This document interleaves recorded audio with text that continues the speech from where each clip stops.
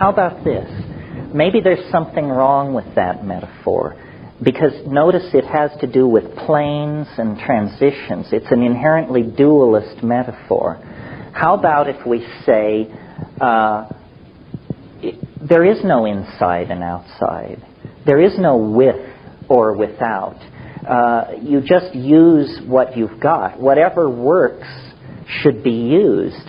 I spent time in India and visited all these people and so forth and so on, and I just became convinced that unless you were predisposed to believe in this stuff, that it would never carry you where you wanted it to. And one thing about psychedelics, you don't have to be predisposed. It doesn't work for those who believe it works. It works for those who think it doesn't work. Then one last point, and then we'll go on. There's a story, maybe some of you know this story, of a man who lived by the side of a river, and he wanted to cross the river. So he practiced a siddhi of levitation so that he could walk across the water. And it took him 40 years to perfect this siddhi, and finally he could cross the river. And Buddha was preaching in the neighborhood, and the guy came to him and he said, Master, look what I've achieved. I can walk on the water to cross the river. And Buddha said, yeah, but the ferry costs a nickel. And that's the thing. I think we're not going to be able to replace this tool without wasting so much time in the act of replacing it that Armageddon will catch up with us. I think we have to humble ourselves so thoroughly that you have to admit that you can't get where you want to go unless you form a partnership with somebody whose idea of a good time is growing in a cow pie.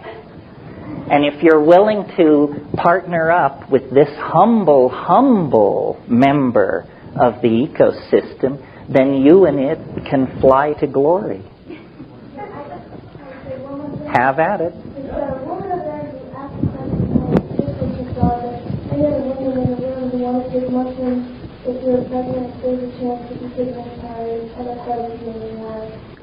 Yeah, I wouldn't recommend, especially in the late stages of pregnancy, doing anything that is going to wildly perturb you. And you know, LSD was discovered in the act of trying to produce better drugs to induce labor.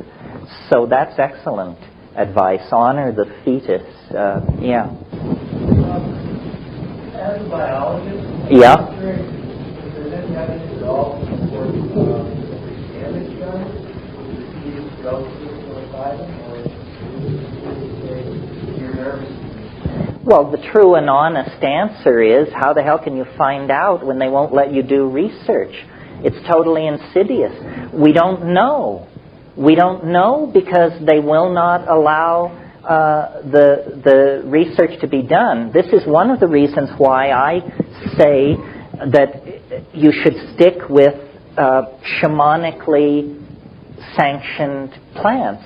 Because we know, for instance, that people have been taking psilocybin in the Sierra Mazateca of central Mexico for millennia. They don't show blindness, tumors, miscarriage, madness, cataracts, whatever. That's your human data for that. But you go to, let's talk for a minute about something like ketamine. Nobody knows. Nobody has any data. MDMA seems to be tremendously effective in facilitating interpersonal stuff. That's a psychological issue. Chemically, what kind of data do we have? 6 years worth of data gathered under duress. So to be safe, stick with the things that are sanctioned by human use. And then, in some more enlightened future, we will explore these synthetics and find out just what the parameters are. Yeah, finish up.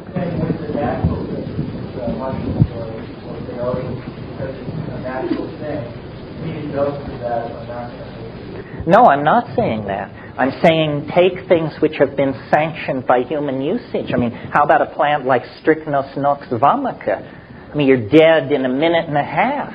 And it's a beautiful, wonderful plant. Why did it kill you? Well, because it's jammed with strychnine. No, it's nothing about its being a plant. It's about having a repeated history of human usage. That's what sanctifies it. Yeah, the lady in magenta.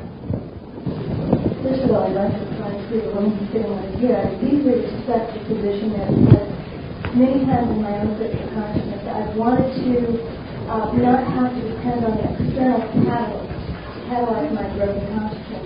But I propose that you think about one thing, and that is, I've studied plants for the last 22 years, plants as medicine.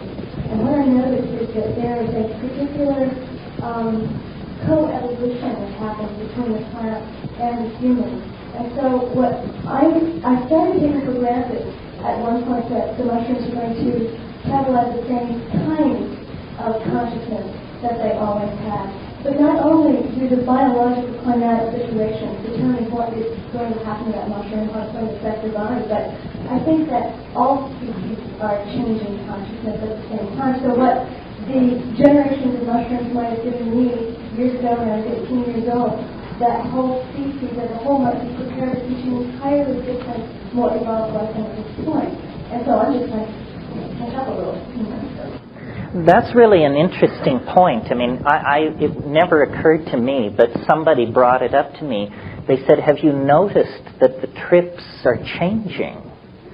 And once you do ask yourself this question, it does seem to be so.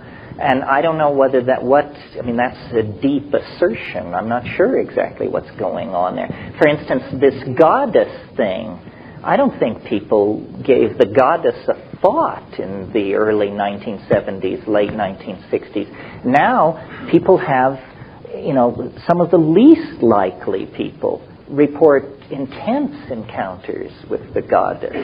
So is it amplifying the general mindset of the society, and so there's more goddess stuff there? Or I don't really know. It's a very interesting question. There are more questions than answers. I mean, this is definitely wide open stuff. Yeah. You discussed our sense of health, which certainly makes sense, is a believable description.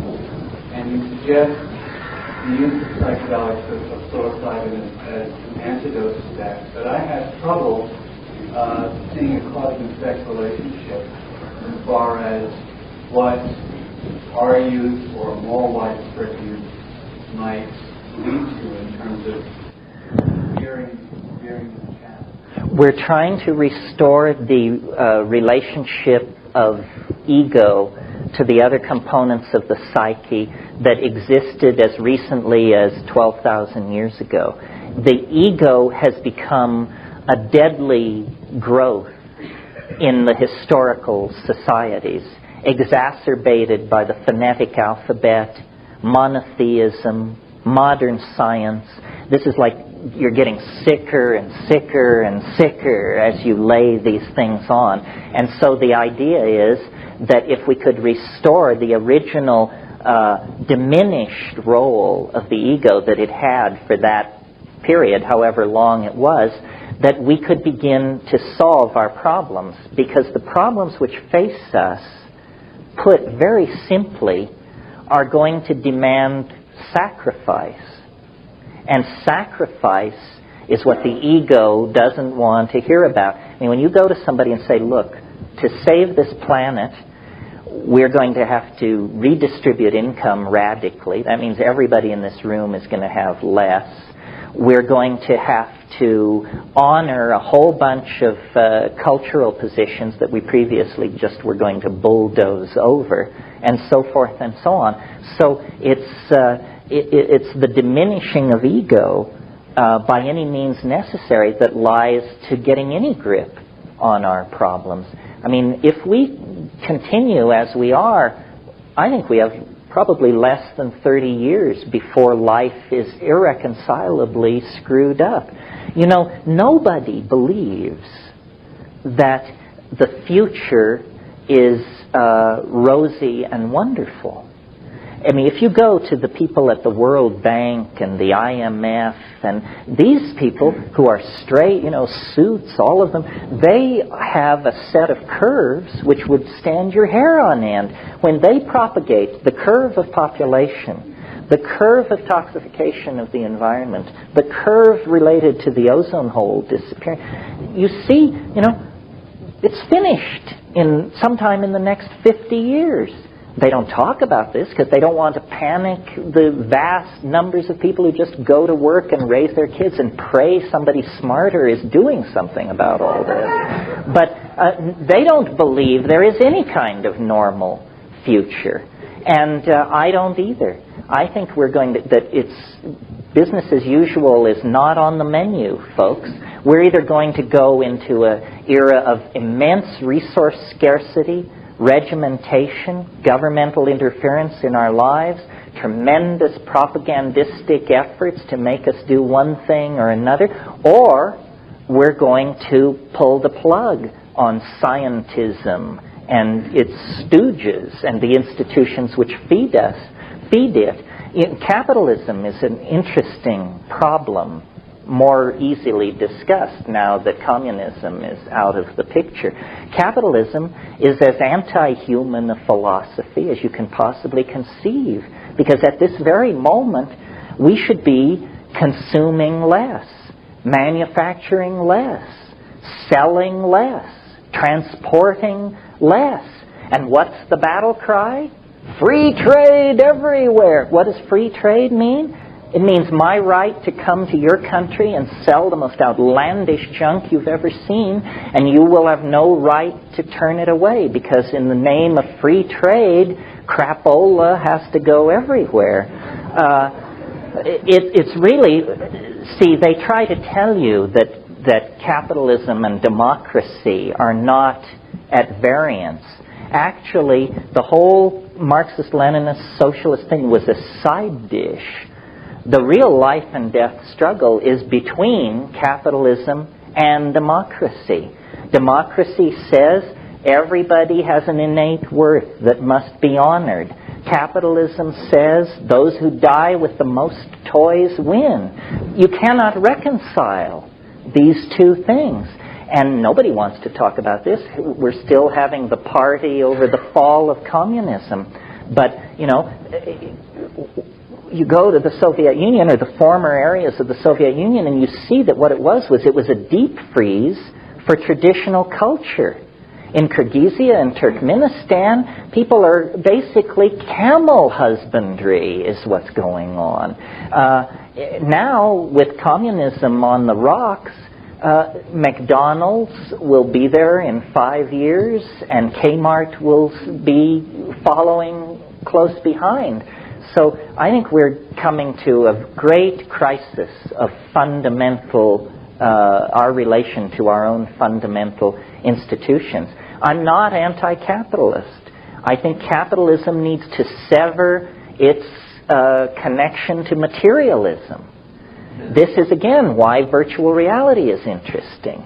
You sell things made of light, not made of beryllium, metal, brass, steel, and wood, but light. We've got all the light we need, but we have to stop making things out of stuff, or we're not going to be around to tell the tale. In order to get anywhere, we have to have a major shift of values. Yeah. You're suggesting that a way to shift our values is the same as lots of psilocybin, which I don't disagree with. But your model has been that everybody in the culture participated in this and were able to shift their values simultaneously because of cooperating. Are you suggesting, is that the necessary outcome in this case? No, I think that, revolutions are made by percentages.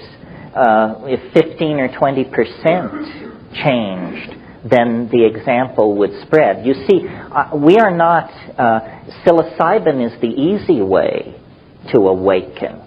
Take a psychedelic plant and have an experience and get your act together. But the future is full of sledgehammers. It's not going to end with a whimper. It's going to end with a series of thuds and bangs. It could begin almost any time. I mean, we could get a hot, muggy day in Mexico City this summer, and 1 million people would die. This thing in Los Angeles is a wake-up call. It is going to get uglier and more chaotic and more crazy.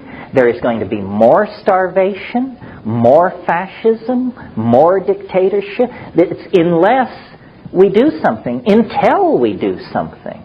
And how bad is it going to have to get before people say, we're doing something wrong? People dance on the Russians, but you've got to admire people who have the guts to say, we did it entirely wrong, 100%. I mean, can you imagine in this country being able to it may be coming. It may be coming. This character from Austin is a peculiar item in the mix. I for years had a fantasy speech, which I always imagined that I would somehow end up giving, but it's the speech where you say, my fellow Americans, you have been lied to, screwed and abused by these two criminal parties for 100 years. And your only hope is to overthrow the Republicrats and create a decent world to live in. Well, no Republican can make that speech. No Democrat can make that speech and be credible. It has to be somebody who wasn't in bed with either of those forces. So I'm not at all pleased by who apparently will bear the mantle. But on the other hand, if change is what we need, then it's probably not going to be a candidate that you and I can embrace. It's going to be some oddball. So, we have to recognize it when we see it coming. Yeah. A couple of things. First of all, it seems to me it's an attempt to place the spatial and temporal context, which implicit experience. You have to realize what the assumptions are that go into that. We don't even know what this is. No, we don't know what it is. Try to place it into a temporal spatial mode.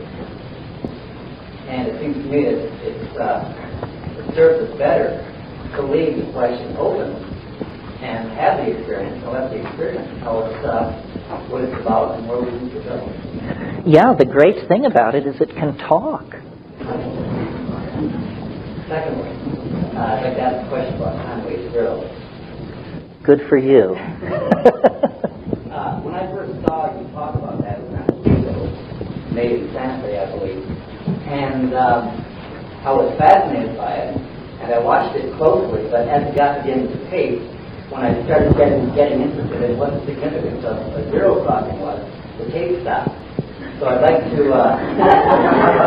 it seems to be a decreasing function of time, which meant that a zero crossing had some singular significance, but I really wonder what, in real terms, a zero crossing is kind of a zero. Well, probably half, at least, in the room haven't the faintest idea what this question is about. I've stayed away from this because this is the personalistic stuff where I've created a certain model of reality based on a new way of looking at time.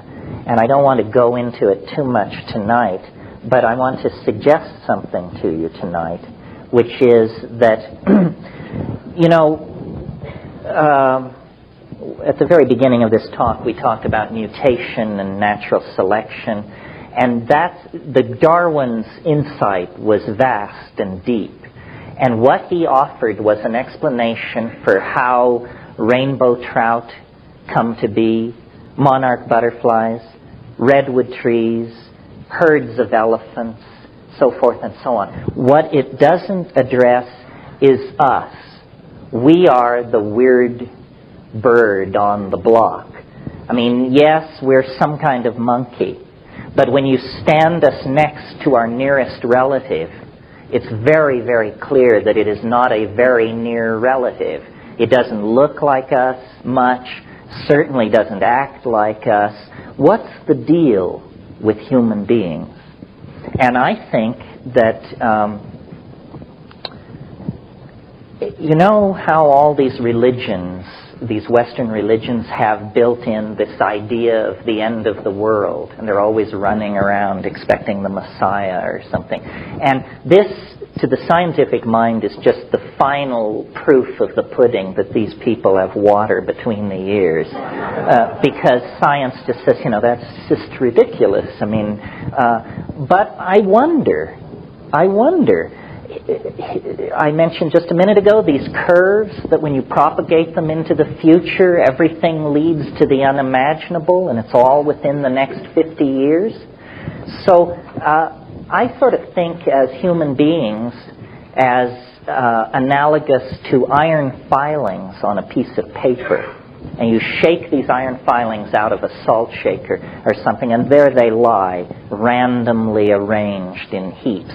Well, then you come underneath the paper with a very powerful magnet, and lo and behold, these little iron filings coherently arrange themselves into this beautiful double mustache pattern, which I'm sure you've all seen. Well, I think that there is an enormous punchline to the historical process that very, very few people suspect, and that what history is, it's what happens to an animal who falls under the influence of a kind of strange attractor, and that we are being pulled into a well of transformative intentionality. History is not pushed by the casuistry of war, migration, imperial dynastic families and stuff like that. History is pulled toward an unimaginable something which is continuously trying to mirror itself in us. This is why these Egyptians said, I don't know what it is, but I just think we should really build a big, simple building. They say, I don't know why, but I'm going to enslave 50,000 people and do it, and don't ask me why. And this is the same force that reared Chartres Cathedral. This is the same force that created the space shuttle. We are in a relationship to an unseen something which we keep trying to image with our mythologies, our religions, our technologies, our epiphanies. And I think that it's not so far away, that it isn't 10,000 years in the future. It is sometime in the next 50 years. And that this is what history was for. You see, history is an incredibly peculiar and brief phenomenon. I mean, viewed from the point of view of biology, it's less time than it takes for a new species to emerge. I mean, let's call history 25,000 years.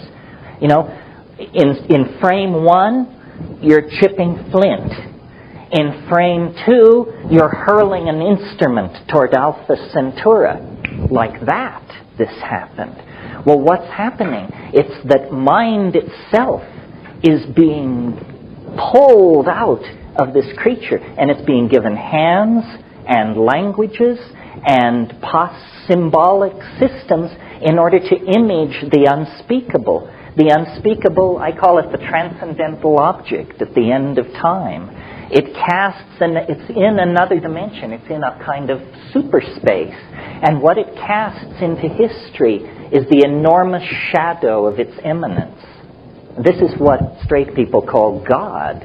This is what all these visionaries are raving about. It's that when you sink beneath the surface of ordinary causality and mundane ho-humism, what you discover is this enormous transcendental object, which you could call it, the Sacred Heart of Jesus, or the flying saucer, or the Philosopher's Stone. It's all of those things, and much, much more. It's not only stranger than you suppose, it's stranger than you can suppose. And it has called us out of animal organization. Over a 25,000-year period, we hang in the balance, and then we meet it. And we're going to meet it. That's the light at the end of that birth canal of transcendence that I referred to. And now I see that our song is sung, our time is done. Thank you very, very much for turning in.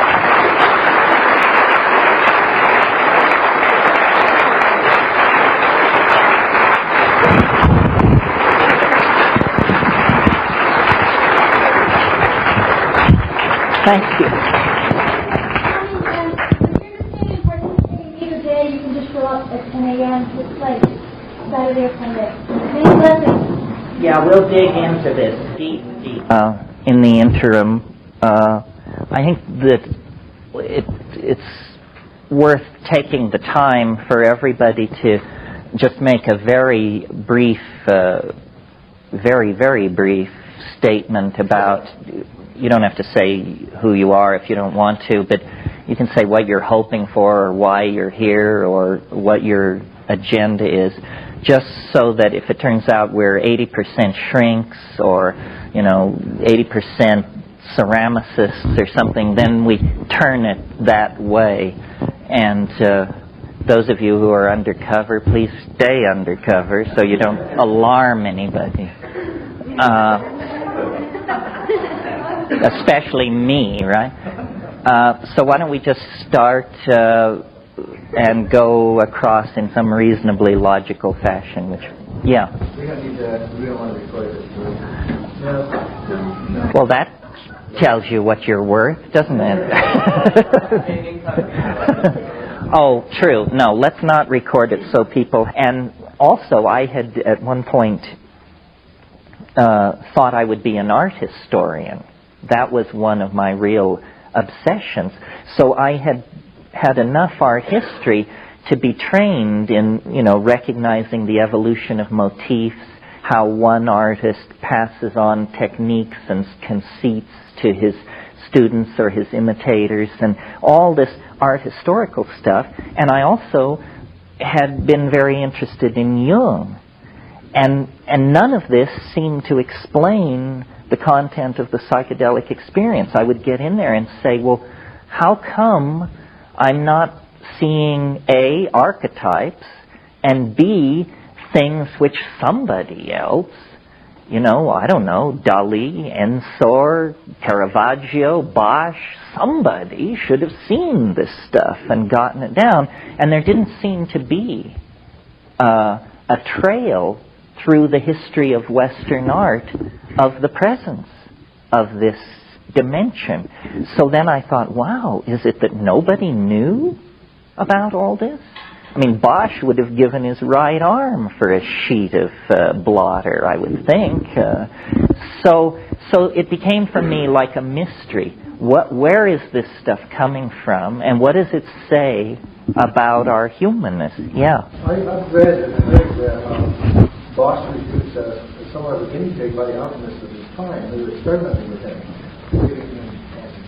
Well, there's a lot of ink been spilled over Bosch because he is such a startlingly radical painter in the context of his time. Many of his conceits were picked up after his life. Peter Bruegel the Elder being the foremost exponent of it. He may have been an alchemical guinea pig. Frager, I think, wrote a book called The Millennium of Hieronymus Bosch, in which he wanted to suggest that maybe Datura use, that there was a cult called the Brotherhood of the Free Spirit, which practiced ritual nudity, which begins to sound something like the orgies we talked about last night. It was a cult of printers, and it may be that the Garden of Earthly Delights was actually painted as an altarpiece for a congregation of the Brotherhood of the Free Spirit. But this is all pretty murky stuff. It's hard to get back to Bosch. He didn't leave any written records. We have his birth is recorded in the parish church of the village where he was born. We know he was born sometime around 1450, died in 1516, but the details are pretty murky. Well, not to belabor Bosch. So what I thought would be a reasonable way to do this morning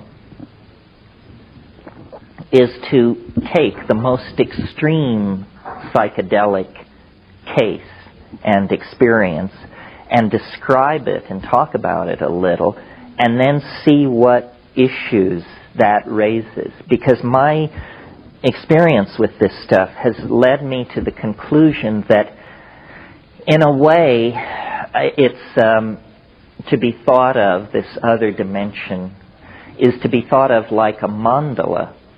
And different psychedelic compounds and generously different kinds of yoga and different kinds of techniques of all sorts land you in different parts of this mandala. But that what you're always trying to do is get to the center of the mandala. And it's simply my bias, my opinion. But I think the center of the mandala is probably the DMT experience for a number of reasons. And so I thought it would be interesting to talk about it this morning. First, let me talk about it physically. DMT is an indole hallucinogen, a tryptamine, and it's produced endogenously in the human brain. This is very interesting. Very few psychedelic compounds are produced in the human brain. We don't know what DMT is doing there, but it means essentially that we all are subject to arrest on a technicality because we all are holding a Schedule I drug. It's sort of the ultimate catch-22, where if all else fails, they just say, well, you were holding anyway. The interesting thing about another interesting thing about it is that it's incredibly rapid in its onset and in its disappearance. The whole trip lasts about 15 minutes. This makes it a tremendous tool with which to challenge the critics of our position. Because if somebody wants to rise up in righteous wrath and condemn psychedelics, then you say, well, you have tried them, haven't you? And of course they never have. It's like scientific denunciations of astrology. I mean, scientists love to denounce astrology, but find one who can cast a natal horoscope and I'll give you a hen's tooth. So DMT overcomes this objection. The entire experience lasts 15 minutes. So you say to the critic, you're not going to experience it, and yet you're going to carry on a pogrom against it. You won't invest 15 minutes to checking out what this is about. What kind of scientist are you? So it has that social efficacy. Now, the fact that it is the strongest of all hallucinogens, at least if there are ones stronger, please keep them away from me. I mean, I don't think anybody needs to get higher than that. I certainly don't. I mean, I've at times come out of those places and said, this stuff is illegal. It breaks cosmic law. Of course, then Tim Leary told me that cosmic laws are only local ordinances anyway, so it didn't really matter. Okay. Well, good question. Yes, it's the commonest of all hallucinogens in nature. It occurs in many grasses, Phalaris tuberosa, Phalaris arundinacea. It occurs in a number of leguminous plants, probably the most spectacular being Anodonanthera peregrina, this huge tropical locust-like tree from which the snuff called Niopa or Ipina is made. That's a tough way to get your DMT, let me tell you, because there's so much cellulose and other crap and corruption in the mix that you have to do like a tablespoon up each nostril.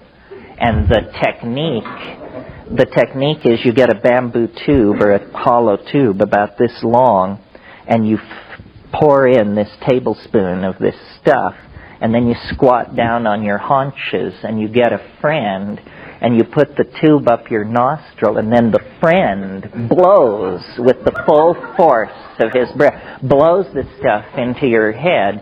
Well, you fall. It's like being hit in the face with a 2x4. I mean, it's like you think he kicked you, and you fall over backwards. You scream. You salivate. You get back up on your haunches, and by this time he has refilled the tube for the other nostril. So, and then after,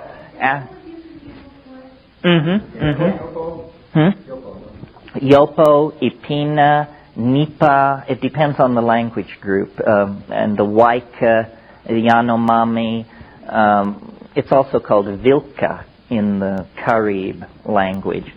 And then after 10 minutes or so, it slowly begins to form up in your head. But, God, your sinuses are in stat for sure, and it's not very pleasant. And the other thing is, it never reaches the blinding, transformative intensity that you can achieve with the chemically pure compound. No. Good point. If you orally ingest it, it will be destroyed in your guts. It won't work. The Amazon Indians have encountered this problem and created a very sophisticated pharmacological strategy for dealing with this. You've all heard of ayahuasca. Ayahuasca is DMT from one plant combined with another plant which contains a chemical which is called an MAO inhibitor. MAO is monoamine oxidase. And your gut is full of MAO. And its job is to take monoamines, small molecules, and oxidize them into a harmless byproduct, usually indole acetic acid, which can be shunted to the bladder. Well, when you take DMT orally, these monoamines these monoamine oxidase compounds just grab onto it and destroy it. But if you take an MAO inhibitor with it, and harmine, which occurs in Banisteriopsis caapi, is an MAO inhibitor, then, lo and behold, it isn't destroyed in your gut. Instead, it passes into the bloodstream. It passes through the blood-brain barrier, which is a very tight chemical filter that keeps the brain from being exposed to toxic materials. But these drugs can cross that barrier. And then, what the ayahuasca experience really is a slow-release DMT trip that instead of taking 5 minutes, takes about 2.5 hours. And if you really know your psychedelics and your breath control techniques on ayahuasca, over an hour or so, you can work yourself to a place where you say, Lordy me, it looks just like a DMT flash. And it does. But you've had to do some hard climbing to get there. With DMT itself, once you push the start button, there's no stopping it. And I think it's worth describing it. How many people have had this experience? Well, so they can somewhat anchor it. It's very subjective, obviously. But I will describe what happens to me, and then we can work out from there. One point that I want to make about these things is that the great strength of the psychedelic possibility is it's democratic. It isn't that people of great spiritual advancement attain these states, or people who have studied under some lineage. It's truly available to everyone. And when I had my DMT experiences, I realized, either I am incredibly special, which there's no other evidence to support that, or this is something which can happen to anyone. And that's the more interesting possibility. After all, if it can only happen to very, very special people, then that lets most people out. But if it's generally available, then it's big, big news about the human condition. Yeah. the Indians found these complicated ways to use these substances remains a mystery. But how did they find it in the human brain? How did they find DMT in the human brain? Interesting question. How did they prove it across the blood-brain barrier? No, I think he means how did they find that it was endogenously produced? Well, I think they were studying, the group that did this was at the University of Louisiana, Christian and his group, and they were studying fast reactions in the brain. And for fast reactions, you have to look at chemicals that can go through some kind of cycle of structural change and return to their 0 point very, very quickly. Their original thought was that DMT mediated attention. I mean, I'm talking to you right now. Suppose there were a loud noise over here. We would all immediately project our mind onto the source of the sound. They thought that that was a neurological function mediated by DMT. Could be, I'm not sure. I suspect it has more to do with the chemistry of dreaming. Once they discovered DMT and began to track it, they discovered that there was a circadian rhythm, means a daily rhythm in its production in the human organism, and that it reaches its greatest concentration in the brain around 3:30 a.m. in most people. Well, this is when the deep dreaming and the high REM states are really chugging.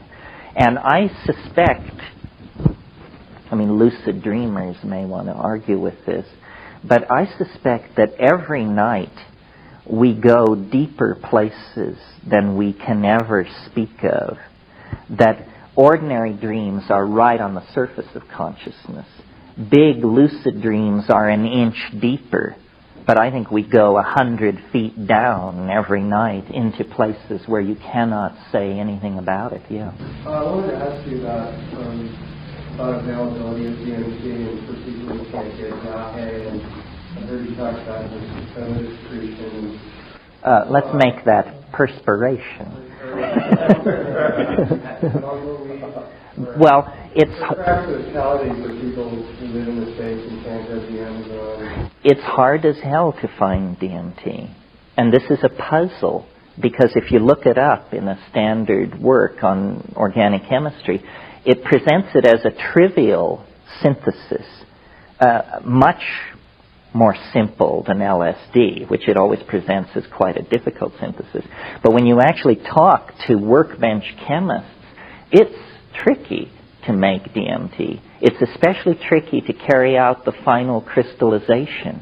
So what you're usually offered in the underground is some kind of muck, which looks sort of like maple syrup half gone to sugar. I wouldn't get near that, actually. It means they botched their synthesis. What you're hoping for is a white powder. However, in 30 years of chasing this all over the world, I've only seen it as a white powder a couple of times. Usually the synthesis has fallen slightly below that standard, and what you get is a pale yellow powder, sometimes a pale rose or pink powder, and then the real rough trade is orange. And this is what if you've seen it, this is probably what you've seen. It looks like orange mothballs, and it has the smell of indole, this very sharp smell, which if you're not a chemist and you've never smelled indole, when you reach in your mind for what is this like, you'll say, well, it's sort of like mothballs. Not quite, but it has that same sharp chemical, and this is what you're going to smoke, see. So a lot of people beef about that and say, well, it's like smoking burning plastic. Más o menos, but it is a little bit like that. The other objection to DMT that has been around since the 60s is people say it destroys brain cells. There's no evidence for or against this, but I would submit to you, especially the people who are neurophysiologists can argue with this if they disagree, but I think an excellent index for the low toxicity of a drug is how fast it clears your system. And DMT clears your system in about 15 minutes. If you take some compound drug or whatever, and 48 hours later you're still taking hot baths and, wishing you could have a massage and sitting staring at the wall, then this drug is really sticking to your ribs. It means that your metabolic pathways have no way of dealing with it. They can't grab it here, they can't grab it there, and it takes a long time to leave your system. An example of this in the pseudo-psychedelic domain would be ketamine. Ketamine, the experience lasts about 45 minutes, but 48 hours later you can feel your knees suddenly go rubbery, or you can have what are technically called fugue states, strange states of disconnectedness from what's going on around you. This is not a very good advertisement for a drug. Here, this woman, and then you. I'm just curious with the ayahuasca, how much do you think it takes there to the sense of experience? Well, less, because if you smoke DMT, the dose is approximately 50 milligrams, which is like the size of a kitchen match head. If you combine it with an MAO inhibitor and take it orally, you can probably get away with about 35 milligrams of DMT and 100 milligrams of harmaline. Now, harmaline itself is sometimes described as a psychedelic drug. I really think this is sort of misleading. You will have hallucinations if you take pure harmine, but only at doses approaching the toxic dose. Many compounds will give you hallucinations approaching the toxic dose. Bee venom, rattlesnake venom, stuff like this. That doesn't mean it's a hallucinogenic drug. It means you're dying. And you should take steps to correct the situation. Now, yes? You said that there was a short transit time, but how long does the memory of that experience last? Because that would indicate to me that there is still a presence, and perhaps a homeopathic dose at that point, in the mind, in the brain. Well, DMT, one of the things that has caused me to think that it might have a role in the chemistry of dreaming is that one of the frustrating things about it is you have this experience, without doubt, the most bizarre, appalling, peculiar experience you could possibly have. That's at minute 2. At minute 5, you're raving about it. At minute 7, you can't remember it. And so it's literally like gold running through your fingers. You say, this is the most amazing thing. This is the most amazing thing. What am I talking about? And you know how you can have a very engaging, complex dream, and the alarm goes off, and by the time your feet hit the floor, you're grasping for it. And it's literally melting before your eyes. That's a very DMT-like presentation. The way a dream melts away is the way a DMT trip melts away at the same speed. Well, over time and using tricks, you can drag a certain amount of data out of it.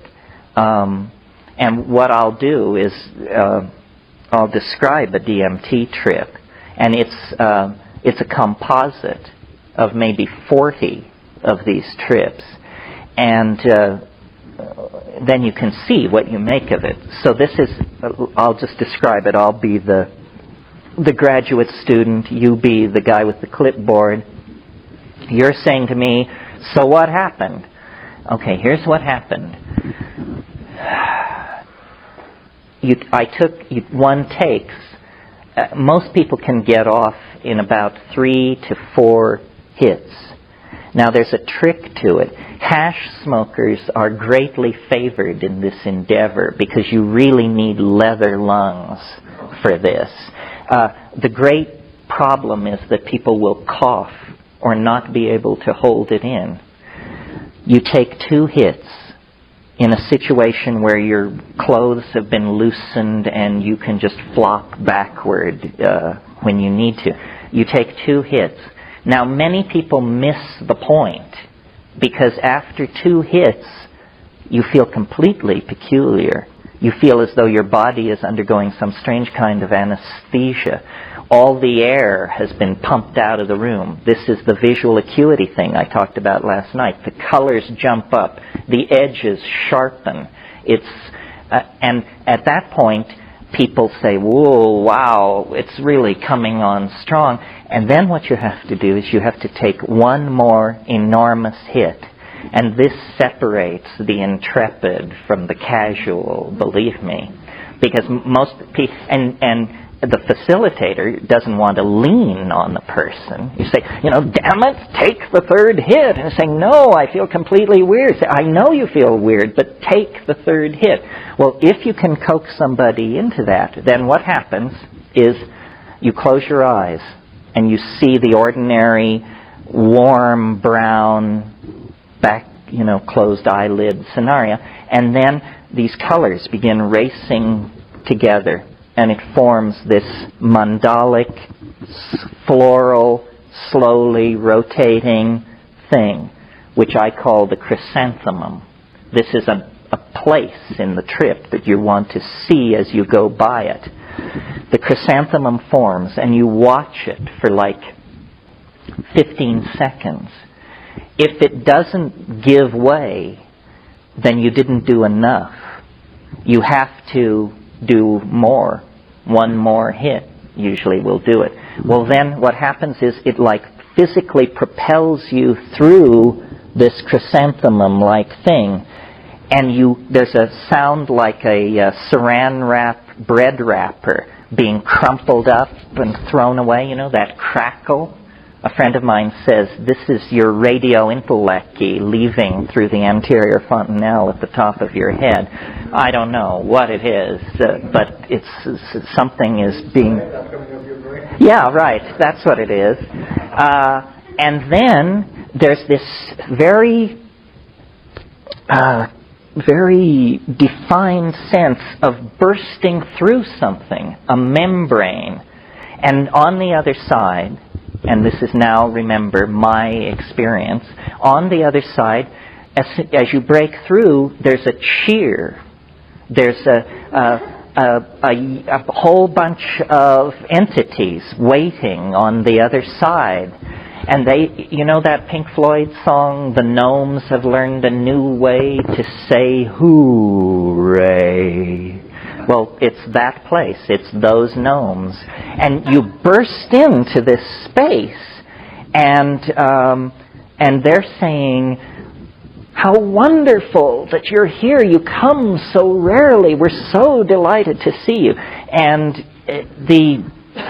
one of the things about DMT that's really puzzling is, in a sense, it doesn't affect your mind. In other words, you don't change. For instance, if you take ketamine, the very first thing you notice before the trip hits is you notice that you no longer are anxious about having taken ketamine.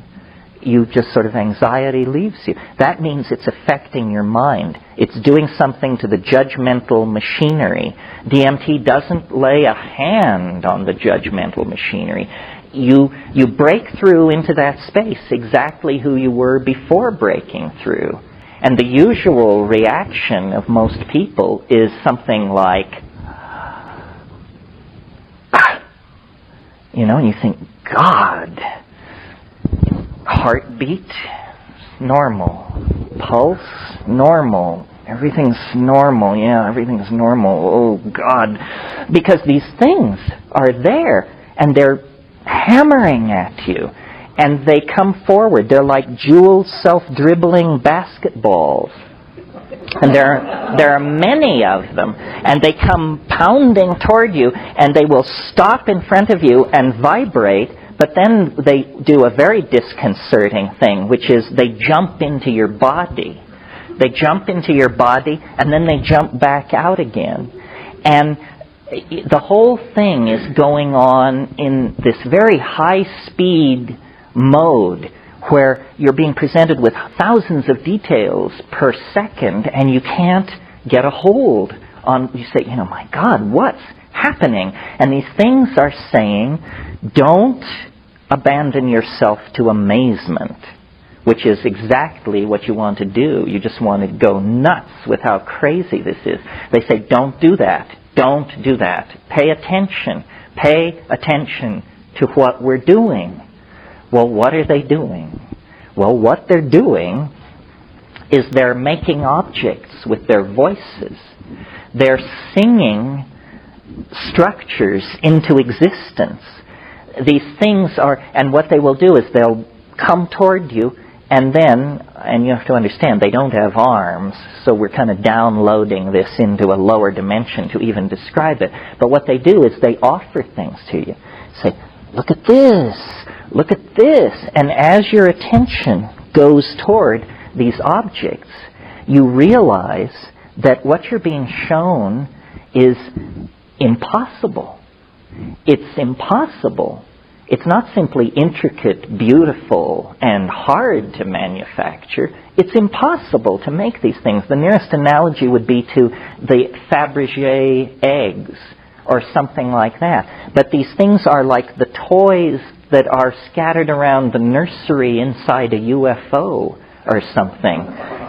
Celestial toys. And the toys themselves appear to be somehow alive. The toys themselves can sing other objects into existence. So what's happening is there's just this proliferation of elf gifts. And the elf gifts are moving around, singing, and the whole thing is directed toward, they're saying, do what we are doing. And they're very insistent. They say, do it, do it, do it. And you feel like a bubble. And now this is subjective. I mean, only 5% report this, but it happens to me. You feel like some kind of bubble inside your body that's beginning to move up toward your mouth. And when it comes out, it isn't sound, it's vision. You discover that you can pump stuff out of your mouth by singing, and they're urging you to do this. They say, that's it, keep doing it. And the whole thing is like, we're now at minute 4.5 with this stuff. And you speak in a kind of glossolalia. There's a spontaneous outpouring of syntax unaccompanied by what is normally called meaning. It's sort of, he ding wow wak saptivi mudektivi tinget wahaksiki and wahavedektam bohagagetek. And this is accompanied by a modality, something seen. And they're saying, yes, do it, do it, do it. And then after a minute or so of this, the whole thing begins to collapse in on itself. And they literally begin to physically move away from you. And usually their final shot is they actually wave goodbye and they say, déjà vu, déjà vu, which makes no sense at all if you analyze it. So then you come down. And you're now at minute 6 to 7. And you come down, and it's like being more loaded than you've ever been. It's like about a 700 mic acid trip. But you embrace it as totally down. You say, I'm totally down. I mean, you look like a termite from Arcturus, and the room is decorated in Amish quilts, but I'm completely back. And then, over a minute or a minute and a half or so, the room just comes right back together, and 4 minutes after that, some people can give no account of it whatsoever. They just say, I don't know. It was the weirdest thing that ever happened to me, and I can't remember it now. And so that's the basic run-through. Now, a lot of stuff is going on in there. First of all, what are these things? And why do they want you to do this strange activity? And what's so great about it? Well, well, first of all, who are these things?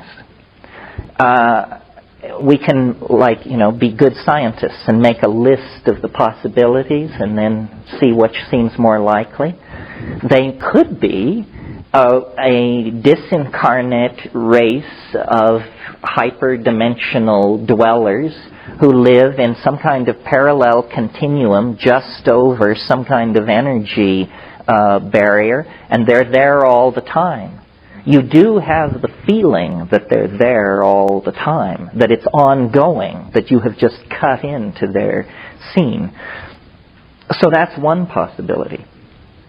Another possibility is that behind all these psychedelics, and especially DMT, that this is not a drug at all, that it is essentially a pay telephone of some sort to aliens, good old National Enquirer type aliens who are using this as a communication domain. Say, we can't land on the White House lawn. That would create panic and hysteria. So let's create a drug, which inside the drug we will be able to deal with people.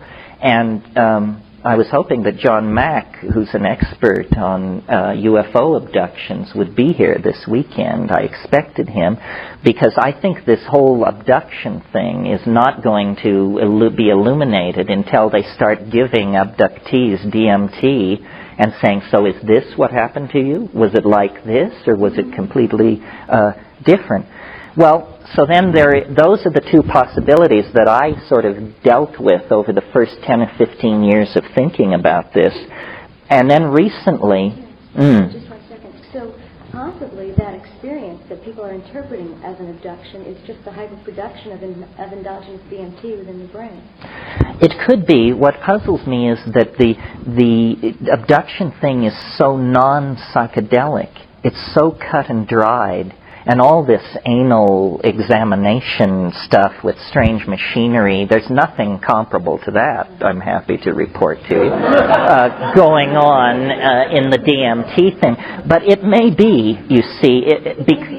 The filter explains what they've done. Well, I'd be interested in looking at the possibility that DMT, under normal or abnormal conditions, could be sequestered in the human brain, and then some unusual stimulus or stress could cause it to suddenly be dumped. And I want to share that there have been some migraines that I've had where, what you just described about the colors coming in and the chrysanthemum happened, and it's been so fascinating I've completely forgotten about the pain about it and just watched it for hours.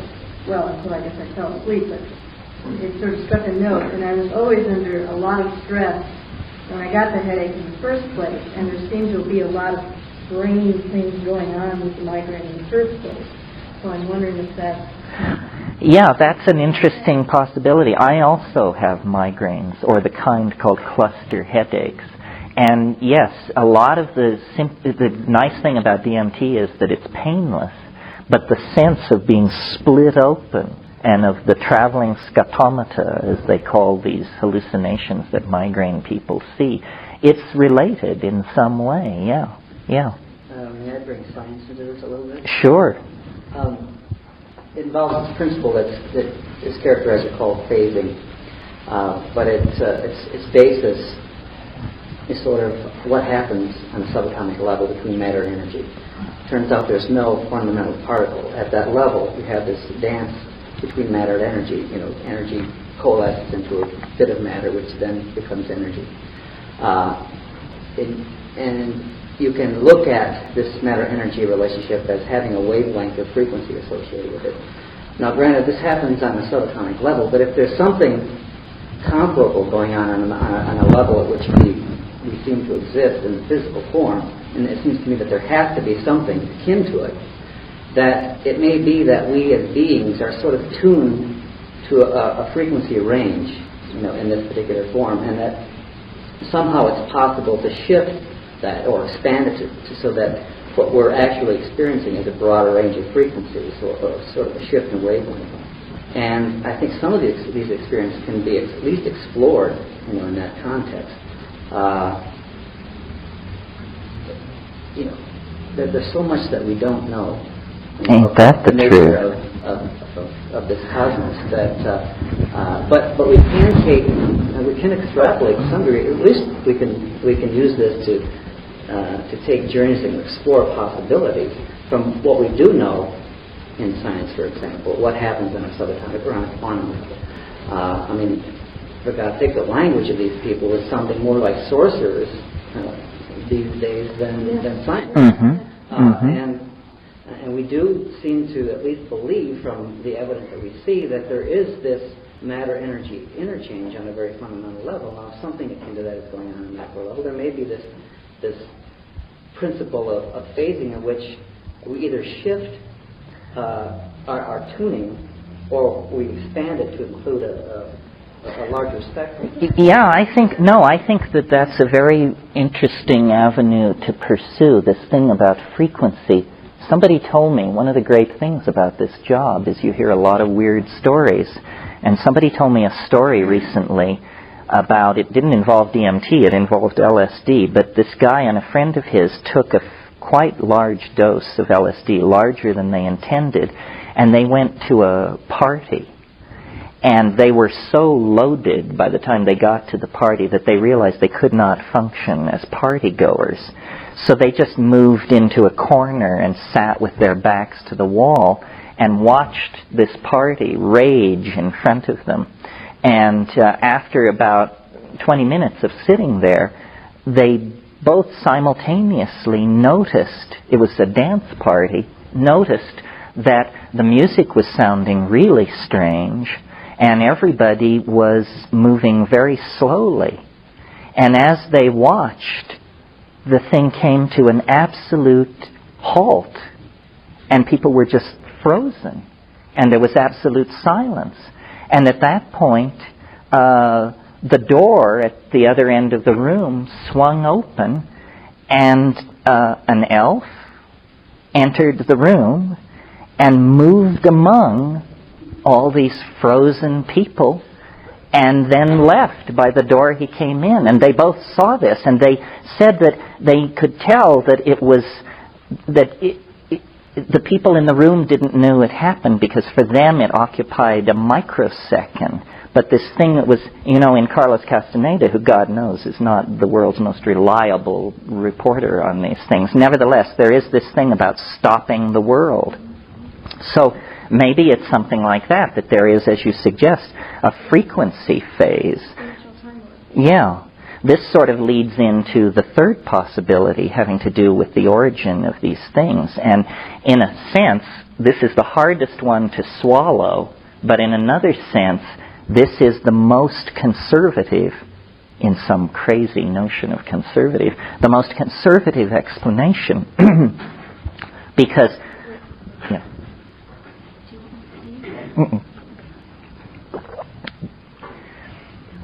Because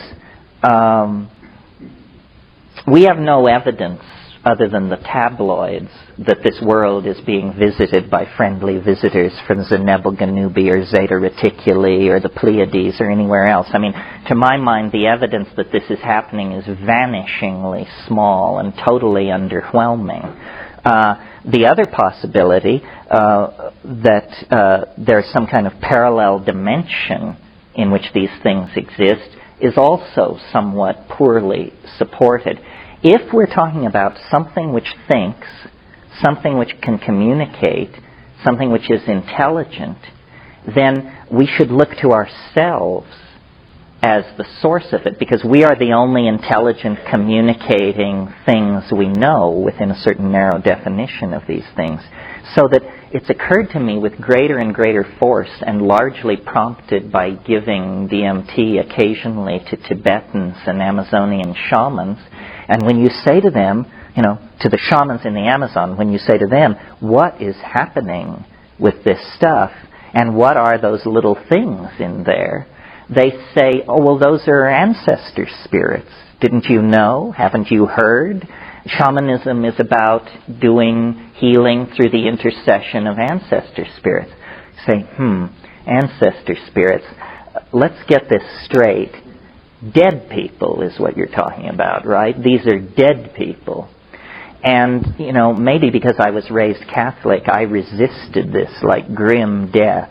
But I'm beginning to think that what you actually break into in that place is something that we might call an ecology of souls.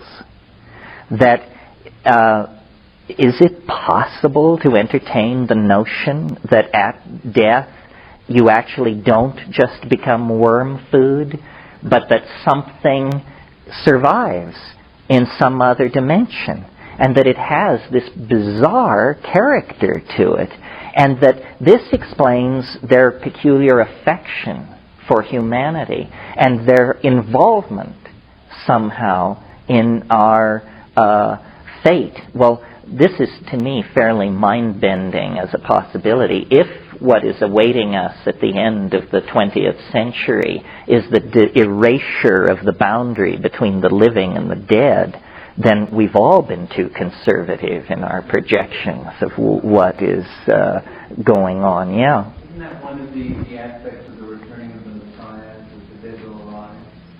Yes, that there will be some kind of erasure of the boundary between the two. Well, once I had this idea, I mentioned my Jungian and art historical proclivities, and so that means you always look back through tradition and folklore to try and find something analogous to this. Well, there ain't much, but there is one area that seems suggestive to me, and that is, as you all know, the Irish are a fairy-haunted race. They're also an intoxication-obsessed race, at least in stereotype. Well, it turns out that you probably all are familiar with the notion of purgatory. Purgatory is the place where you have to spend a lot of time before you get to heaven if you're not bad enough to go to hell. So you put in a few calculiochasms of eternity in purgatory, and then you get let into heaven. Well, I had always assumed that this dogma, I don't know, I hadn't really thought about it. I just sort of assumed it arose with early Christianity. But when I began looking into this, I discovered that the idea of purgatory was invented by St. Patrick. And it was invented specifically to convert the pagan Irish, because the pagan Irish believed in the land of Fae. They believed there was this nearby dimension full of the souls of the dead surrounding us all the time, and that certain people with the gift of second sight could see this. So Patrick just said to them, no, that isn't it. It's purgatory, and was able to push that on them so successfully that a later church council adopted it as general dogma for the church to use in converting the pagan Slavs as well. So it's an idea of a nearby dimension inhabited by disincarnate souls that is apparently very old, but very alien to our tradition, yeah. There is another notion that comes from quantum physics, and it's going to be a gross oversimplification, but it's kind of related, and it has to do with the quantum wave function, which is really kind of a dual wave. It has two parts to it. One part, and they both have a temporal or time-related aspect to them. One part, which is called the ordinary part of the wave, can be seen as a wave propagating forward in time. And the other half of the wave, which is called the complex conjugate, can be seen as propagating backward in time from some future state, some past state, some future state, emitting waves which at some point interact and produce what is perceived or experienced as the present state, which is really a dynamic process in itself. There is no absolute present, because as soon as you get out of the mouth, it's past. But the interesting thing is that what that implies is that what we experience in the present, whatever it may be, is somehow related to some future state and some past state. But it also means that neither future or past are fixed, and that we could sort of align ourselves with different tracks or vectors. Mm-hmm. and a slightly different vector, slightly askew, may produce something totally different than what our ordinary perception is feeding. Well, yeah, this could be. I mean, I've always felt that what biology is some weird kind of chemical strategy for amplifying quantum mechanical indeterminacy. That, macrophysical objects are not subject to quantum mechanical indeterminacy, but organisms apparently are, especially thinking organisms. We don't know. That's our perception. Our perception is that objects on a macro scale, large scale, are not subject to quantum fluctuations. But that's only because of this probability wave in some sense, and that there's a most probable state. And if we happen to exist in that our perception is that it's more fixed, that there is no indeterminacy. It obeys certain laws that are rather linear in nature. But we really don't know. What you're sort of saying is that natural laws only apply some of the time, which gives them a curious status as laws in that case. Well, that's sort of broadening the notion of relativity. What happens in a black hole, for example? What is a singularity? It simply means that the laws that normally apply in everyday experience no longer are relevant. Well, one of the problems cosmology is meeting is that there are so many large black holes in the universe that you come up with, 10⁻⁶ singularities. That's a few more singularities than a good theory would tolerate, I would think. I mean, what kind of theory is it that hands you back 10 to the 9th singularities, which are exceptions to the theory? That's true, but a lot of that's based on assumptions that are stretches. Ain't that the truth? Again, it gets back to a psychedelic experience. It's this whole lower dimensional language slice thing that we seem to have to operate in order to describe an experience that just does not fit into that slice. Mm-hmm. We do our best to do it, and sometimes it comes across being very crude and naive. Sometimes we kind of get close to the mark, but it's difficult to know. The whole notion of black hole singularities is just the present attempt at explaining some experience that is beyond ordinary experience. None of us have encountered a black hole directly that we know of. That's true. It seems to me one of the embarrassments of science is that the Big Bang begins with a singularity. And so then you have this whole vast interlocking schema of rational explanation, except that it begins with a hard swallow. You're asked to believe that the entire cosmos of space and time sprang from a point no larger than a cross-section of a gnat's eyelash. Whatever else one could say about that theory, I think you'd agree it's the limit case for credulity. Absolutely. If you believe that, try to think of something that you would throw up your hands and say, well, I'm not buying that. It absolutely, it's sort of like when you join the Catholic Church, you make a declaration of faith. Well, when you join science, you sort of make this declaration of faith that I do believe that the universe sprang in a single instant from an incredibly tiny, hot, dense dot. Unlikely, but who knows? There's something else. As you two were dialoguing a bit, I was getting this visualization of you have to look at the pond of reality, so to speak, as not only being the visual of someone throwing a pebble from the top of the pond and creating the ripple effect or the wave effect, but also from the bubbles coming from below. And to me, the deep space that you were talking about is the air inside the bubble coming from below. And so the dimensional reality of that picture is not a linear time perspective. It's something coming from all directions. It is, again, the center of the mandala effect. Well, this is why I say the psychedelic experience is a boundary-dissolving experience, because it takes away past, present, cause, effect. All of these things disappear. Now, remember I said ayahuasca is a kind of slow-release DMT trip. And one of the really interesting things going on with ayahuasca, to my mind perhaps the most interesting thing, is that the style in the Amazon of taking ayahuasca is people get together in a darkened hut at night, and they take it and they sing. But the songs, they're selling them at the table back there, the songs, when there's a break in the singing and you hear the people discussing the songs, they don't discuss them like music. They discuss them like sculpture and painting.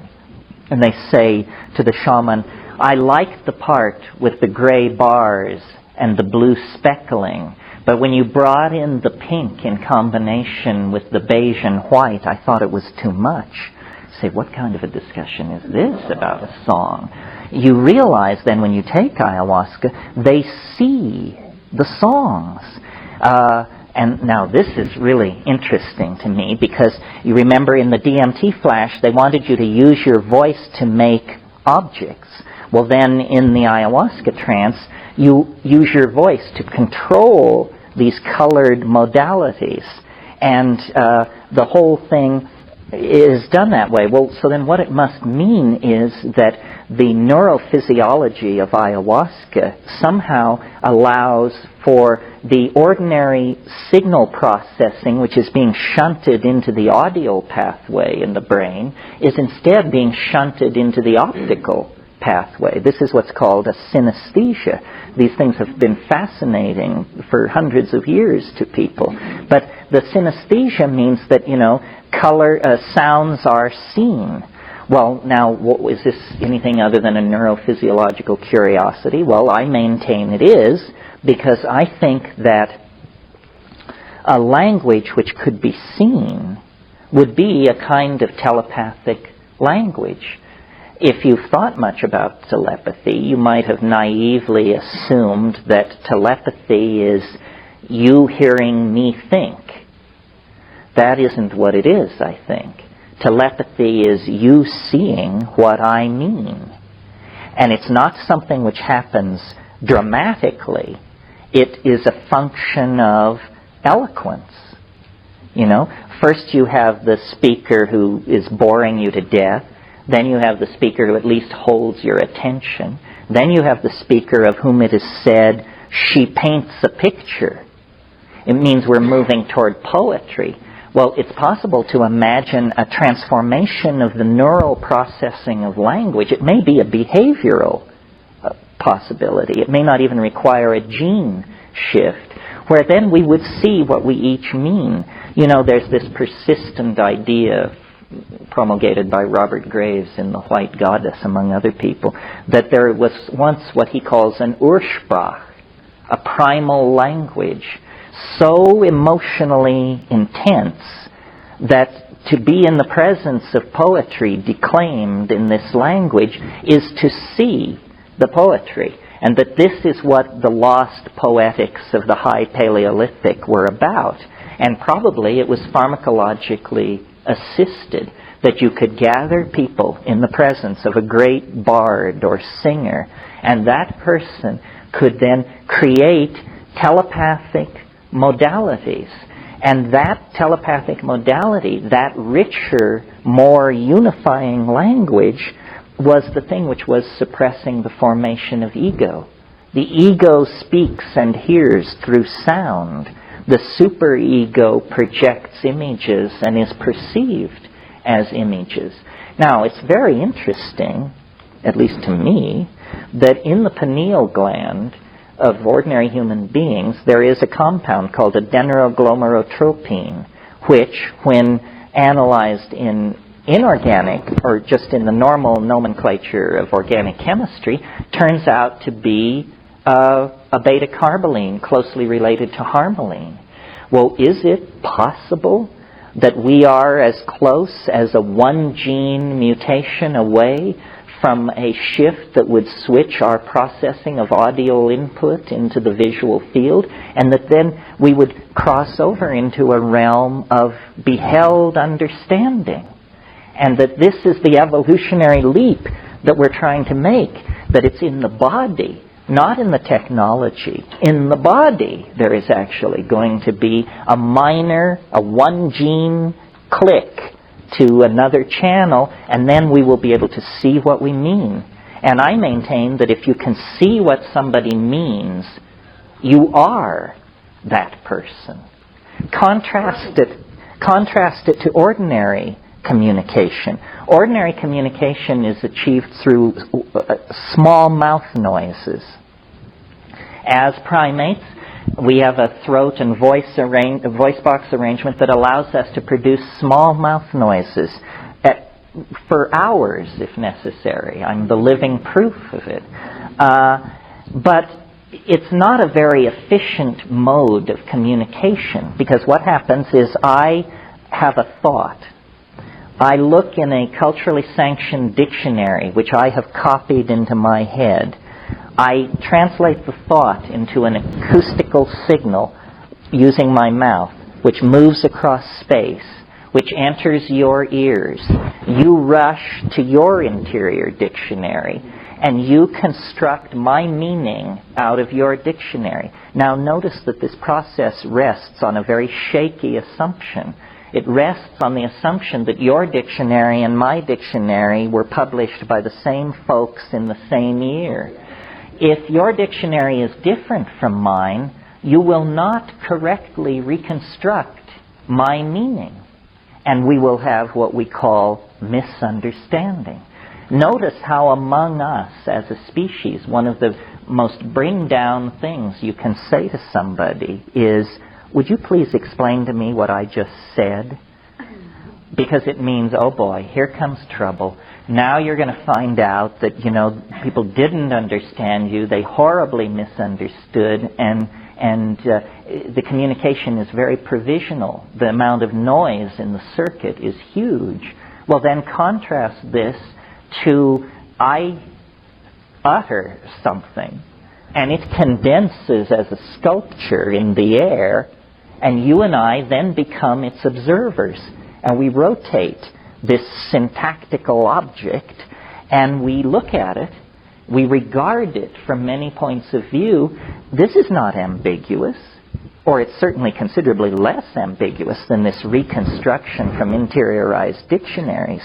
So perhaps what all this is about is evolutionary pressure on our languages to become visual, and therefore to become more unified and less riddled with noise, which creates misunderstanding, which creates horrible social realities. Yeah. I'm just in the middle of reading a book called Holographic Universe. Oh, Michael Talbot's book. Uh-huh. He was talking about visual experiences being about 50% based on meaning and additions internally to what's coming through visually. So it sounds like we still have a transmission problem, translation issues there. Yes, although what you could do with a visible language would be very challenging. I mean, we could do many things with it. It's not a completely outlandish idea. In nature, it occurs. There's a wonderful phenomenon in nature which is worth talking about to sort of legitimate such a far-out notion, which is, as you all probably know, octopi can change color. This is one of those things you learn on those science specials on TV. This concludes Tape 2. Our program continues with Tape 3.